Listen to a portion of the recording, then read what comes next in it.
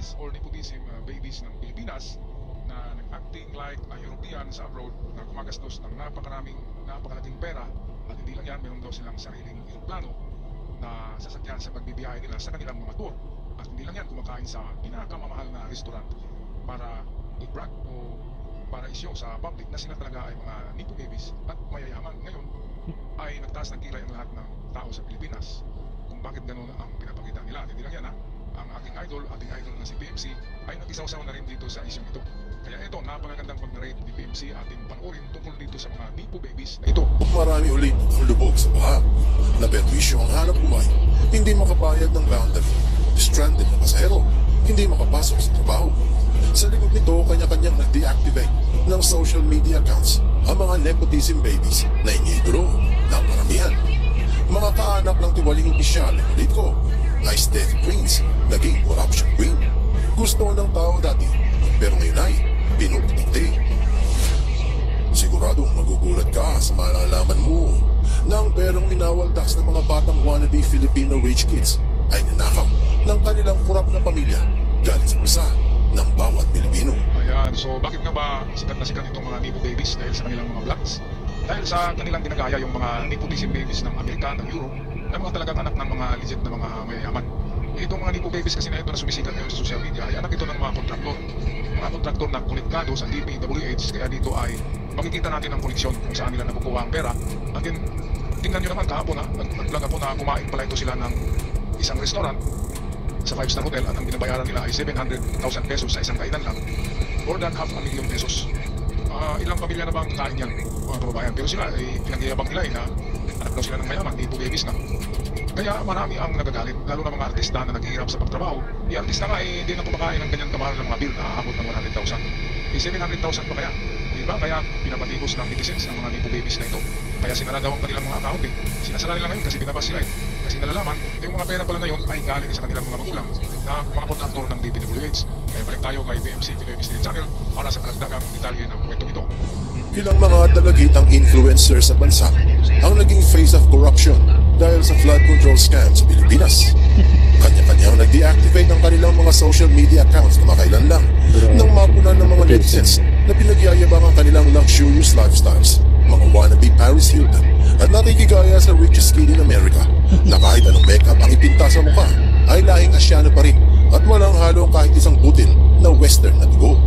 Ipinaglalantaran na mas maganda na raw ang kanilang private plane kumpara sa noon. Binibilang kung ilang bansa na ang napuntahan. From head to toe, guys, this is Chanel. Your Gucci queen is back.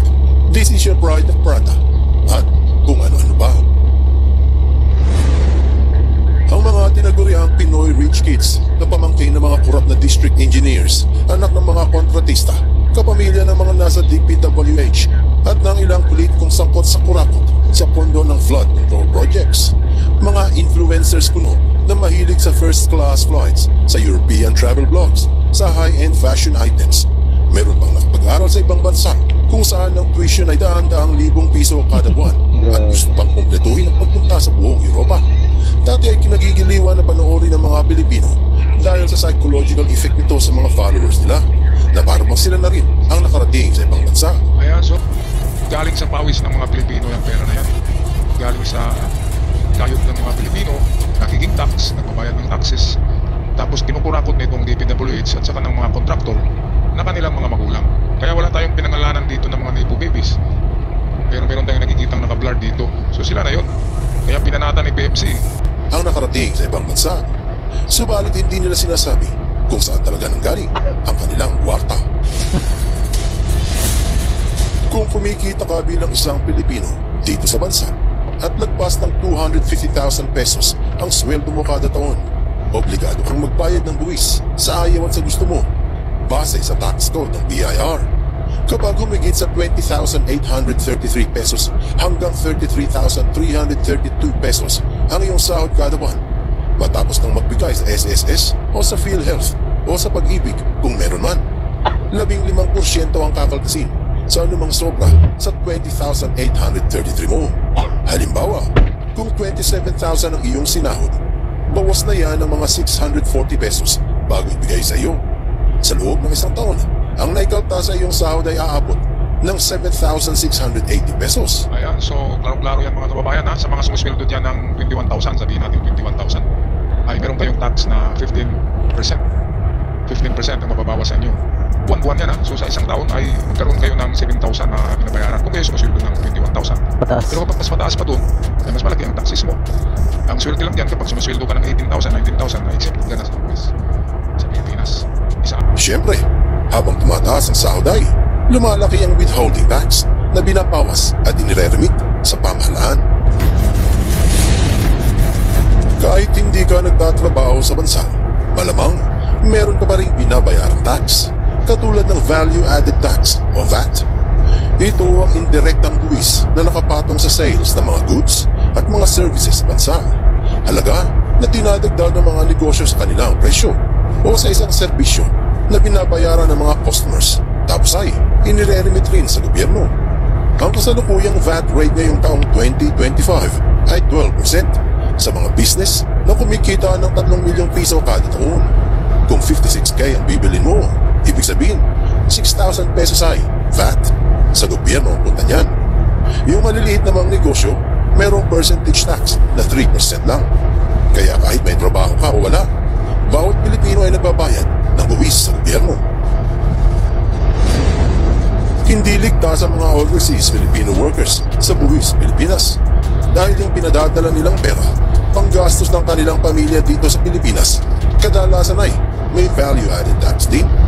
Hindi man direktang binabayaran, ito ay indirect tax o tinataasan ng presyo para makuha ang buwis sa paninda o serbisyo. Pamasahe ay tinataas dahil ang langis ng bus at jeep ay may buwis. Ayan, so mga kababayan, kahit hindi kayo empleyado, kahit hindi kayo nagbabayad ng Basta pag bumili ka, may tax na yon. binabawas na Yan, mga biyaya, ano, direkta. meron palang, nakalimutan natin na meron palang value added taxes sa mga binibili natin, di ba? Sa kuryente, meron. Kahit squatter ka, kapag nagbayad ng kuryente, automatic na may taxes na yun. Habang natutulog ka, yung electric fan mo at aircon, ay Gumagana. automatic na may taxes na yun. Sa value added tax, bumili ka ng grocery, ng sabon, ng shampoo, na kung ano-anong binibili mo, may value added tax. Bumili ka ng damit, maliban na lamang ko yan ay ukay-ukay, di ba? Pero kapag bumili ka sa mga department store, sa mga tindahan, may value added tax yan. Kaya walang kawala ang lahat ng Pilipino. Tayo nagbabayad ng tax, indirect or directly. Indirect, yun yung value added taxes. Binibili Na natin. kahit wala kayong trabaho, ay nagbabayad pa rin kayo. So ibig sabihin, lahat ng Pilipino sa Pilipinas at sa buong mundo ay nagbabayad ng taxes. Kaya nga, meron tayong nakolekta noong 2024 na nasa sa 2.8 trillion yata. 2.8 trillion pesos na kolekta natin. Grabe nga yung binabayaran. Kolekta yan ng BIR na taxes sa buong Pilipinas, 2.8 trillion. At kung iano na daw to, igagastos sa proyekto ay napakarami na daw ang magawa. Kaso nga lang, pag pinahawakan mo sa kontraktor, wala na. Nanakaw, di ba?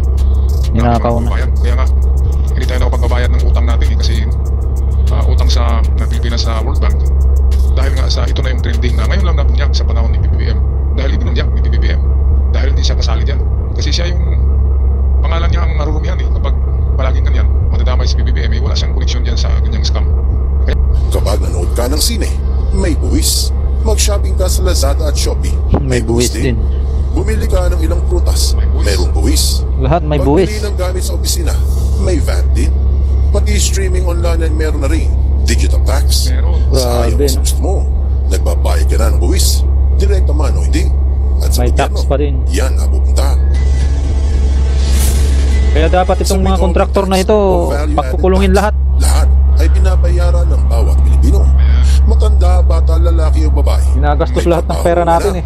Lahat ay nagbabayad ito. Pagising mo pa lang sa umaga ay nagbabayad ka na ng buwis. Grabe. Dahil may patong na tax ang presyo ng kuryente ng iyong refrigerator. Yun. At ang tubig na iyong papaligo ay may patong din na buwis. Sa tubig. Pamasahe papuntang trabaho at pagkain mo Tax ng merienda din. ay lahat may patong na buwis. Ayan, so yung buwis na yan, sa tatagal, buwisit na yan. Hindi na yan buwis eh, buwisit na yan. Mga kababayan, imagine mo, pagising mo pa lang pala, pagising mo lang sa umaga, May buwis ka na. Mulat pa lang ang mata mo. May buwis ka na. Total eh. Kasi nga, kuryente, tubig, Oo. ginagamit mo. Yung mga anak mo, akala nyo, hindi kahit nga tulog ka eh. May tax ka na eh. Dahil nag-electric pan ka. Oh. Lazada, bumili sa grocery, ang mga anak ninyo, bumili ng gamit sa eskwelahan, nagbabayad din ng buwis sa value added tax. Kaya buwis. Patay nga, may buwis eh. Sa bahay, ang iyong gabihan ay may patong din na buwis. Oo. Kahit tulog ka na, ay nagbabayad Oh, ka may ng buwis ka pa buwis. din. Dahil yung kuryente ng aircon mo ginagamit. Gumagana. Patong na buwis. Patay nga, may buwis eh. Lang, nilagyan ng buwis ang hanging ating nilalanghap. Ayan, hindi tatagal sa tingin ko. Pati hangin lalagyan na yan ng buwis Ay, na sigurado yan. gobyerno natin. Siguro mga 10 years from now, meron na silang sasabihin na ang hangin ay marumi. Kaya kailangan yun ng Linisin, oo. Magbabayad kayo, i-filter natin ang hangin na bigay ng Diyos. Naku. Yan sa tingin ko kasi ang tubig nga ay nagbabayad na tayo eh. Ngayon, ang gawin nila sa hangin ay gagawa ng propaganda ang gobyerno na marumi ang hangin, nakakamatay. Ngayon gagawa sila, magbenta sila ng mga kagamitan na mag-purify sa hangin. At yan napapatong yung mga buwis. Yan yung tingin ko dyan eh. Kasi nga hangin na lang ang hindi na papatungan ng buwis eh. Tubig may buwisit na rin eh, may buwis na rin. Hangin na lang talaga ang libre ngayon. Pero palagay ko nga ay may papalabas na naman ang propaganda na mayroong virus sa hangin. Tulad ng sa COVID. Di ba may mga binibenta noon na air purifier, may value-added tax yun. Kaya kapag hangin na ang buwisan, kaya na ay binibwisit na talaga tayo niyan. Mga kababayan, lahat ay may taxes pala kapag binili natin, akala natin, di ba? Lahat na may tax. Tulog Pero pa, may tax mga ka. anak natin kahit walang trabaho nagbabayad lahat ng Pilipino. Ngayon, ang masama ay ginagastos nitong mga nipo babies na ito na pinapumukha sa atin na magaganda sila. Pero yun pala kapag tanggalin mo yung makeup, ang papangit. Yung mga ilong, ang sarat ng mga ilong eh. Tapos yung mga pagmumukha ay talagang Asian lamang, tapos ginagaya nila yung mga European. Gaya-gaya, alam naman ng Pinoy. Sa kabuhayan Mahilig sa ng mga gaya-gaya. European. Kaya nga magaganda sila, magaganda ang pamumuhay nila, pero hindi sila nagpapasikat, nagagaya nitong mga nipo babies. Mukhang social climber talaga eh. Ang masama nga dyan ay pera ng taong bayan. Kung kukwentahin ng lahat-lahat ng mga Pilipinong nagbabayad ng buwis na nagtatrabaho man o hindi, mantakin mo ang laki ng perang tinatanggap ng pamahalaan kada taon. Sa makatuwid, pinahayag ng Inquirer noong pagpasok lang ng taong 2025 na noong 2024 nakasingil ang BIR sa taong bayan ng pinakamalaking target nilang buwis sa loob ng maraming dekada na nagkakahalaga ng 2.85 trillion piso. Nalampasan pa nito yung record noong taong 2023 na 2.52 trillion piso. Sinabi pa na dahil sa buwis ng taong bayan ay makapagpapagawa ang bansa ng higit pa sa 1 milyong mga paaralan, halos 2,200,000 kilometro ng kalsada, 167,000 na pasilidad, pangkalusugan at marami pang iba. Ito mga kababayan, pwede pala tayo magpagawa ng highway papuntang Buwan eh. Kung ganyan na 2,000 kilometer ang span. Makarating na tayo sa Buwan yan, pwede tayo magawa ng tulay. Grabe no, talagang napakayaman ng Pilipinas. Kaya nga lang, ayon sa sabi ni Ping Lacson sa survey niya, sa 100% na budget ay 30% lang ang nilagay talaga sa project at 70% nito ay talagang ninakaw. Yun ang survey ni Ping Lacson. Imagine, ang budget ay merong 1 million, example lang yan. 700,000 doon mapunta na sa pupulsa ng mga magnanakaw ng DPWH at ng mga kontraktor. At 30% lang ang igawa ng project. Kaya anong mangyari sa project, hindi matatapos. At kung matatapos man ito, lilihitan nila ang din class B ang mga materialis. So ganyan ang mangyayari. Grabe talaga. Talagang kultura ng mga magnanakaw na ang nandiyan sa gobyerno. Kaya sabi nga ni JB i-reset ito ay dapat i-reset ito eh. I-reset, ibalik sa dati. Kaya dapat ikulong yung mga dapat ikulong, kasuhan yung mga kasuhan para matunaw yan, malulusaw at ma-reset ang gobyerno, balik muli sa noong unang maganda pa ang wala pang magnanakaw. Okay, so napakagandang video itong ginawa ni BMC. Binanatan ng magnanakaw eh. Ito yung hinihintay ko sa kanya, yung banatan niya yung mga magnanakaw niya. Malaking bloke ng buwis mula sa taong bayan ang pinambabayan sa pagpapagawa ng mga kalsada, tulay at iba pang pampublikong gusali. At syempre, mga flood control projects.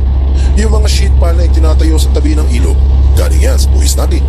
Yung mga binuhos na konkreto sa gilid ng mga lagusan ay binayaran galing sa buwis. Pinampagawa ng flood control project galing sa buwis natin. Kinurakot lang. Binayaran yan mula sa tax natin. Yung mga floodgates na hindi naman gumagana ay ganun din. Ang pinabayad ay galing sa dugo at pawis ng mga trabahador. Lalo tayong mga OFW, ang laki ng binabayaran natin buwis. Magpapadala pa lang. Na nagpapakahirap upang mapakain ang kanilang mga pamilya. Magpapadala, magbubuwis na tayo. Yung pamilya natin, bibili ng mga item, magbabayad ng buwis. Magpagasolina ka, may buwis ka. Pero mga germs, kalit mo nga yan.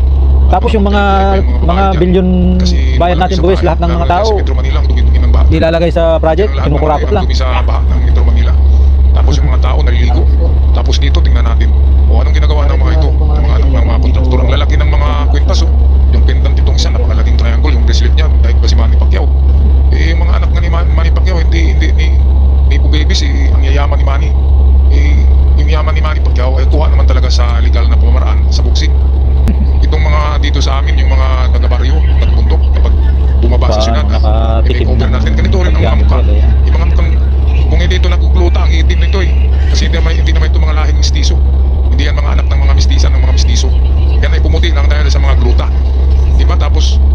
natin dito, ayan, kawawa ng mga kababayan.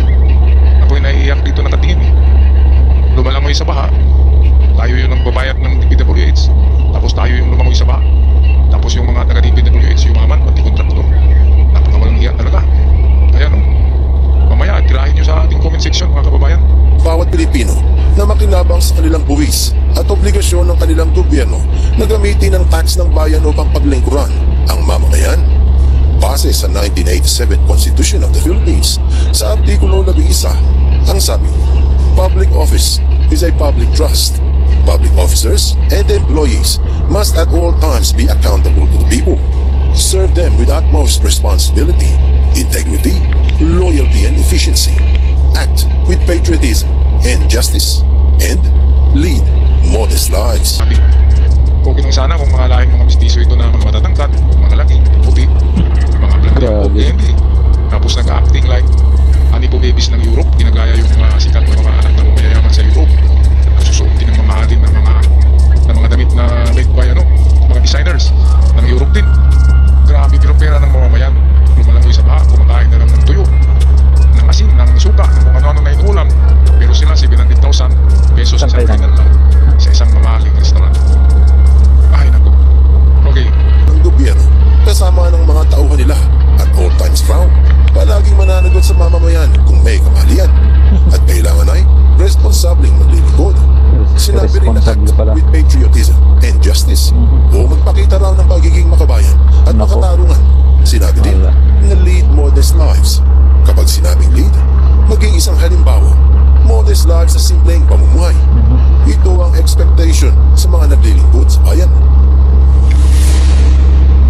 Ang masaklap na katotohanan ay nakakalimutan ng ilan ang perang winawaltas ng mga kaanak, kapamilya, ng mga taga-DPWH, ng mga kontratista at ng mga politiko ay mula sa pondo ng flood control projects na galing sa buwis ng taong bayan. Yung pinambili ng suot nilang Prada, Chanel at Gucci na pinagyayabang sa social media ay galing sa buwis ng mga naghihirap na Pilipino. Yung ginastos nila pambili ng plane tickets para makapunta sila sa Europa ay galing din sa buwis ng taong bayan. Mula ulo hanggang paa ng mga nepotism babies ay saklot galing sa buwis ng mamamayang Pilipino. Bakit sa buwis ng na taong pinagpagawa ng mamamayan mga niya? taong hanggang ngayon ay Kinurakot. lubog sa tubig at lubog sa kahirapan. Anong aral ang mapupulot dito? Heto at balik na naman ang tagulan at lubog ulit ang marami sa baha. Sa likod nito, nagtakbuhan na rin ang mga influencers na tinaguriang nepotism babies. Kanya-kanyang nag-deactivate ang social media account sa mga iniidolo ng karamihan. Mga kaanak ng tiwaling opisyal at politiko